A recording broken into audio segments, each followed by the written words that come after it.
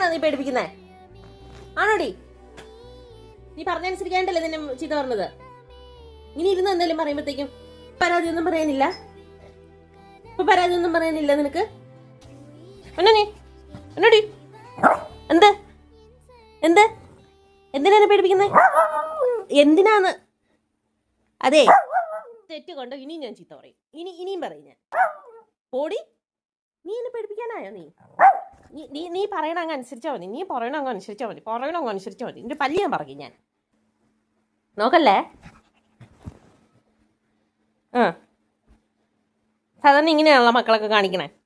അമ്മമാർ ചീത്ത പറയുമ്പോൾ പിടിച്ച് കടിച്ചു കഴിയുമ്പോഴത്തേക്കും പിന്നെ കുറച്ച് നേരത്തേക്ക് മിണ്ടാതിരുന്നുള്ളൂല്ലോ. അതല്ലേ നിന്റെ വിചാരം? അതല്ലേ ഒരു നിന്റെ വിചാരം? ഞാൻ മിണ്ടാതിരിക്കുമല്ലോ. ചെവി തന്നെ പിടിക്കട്ടെ, ചെവി പിടിക്കട്ടെ.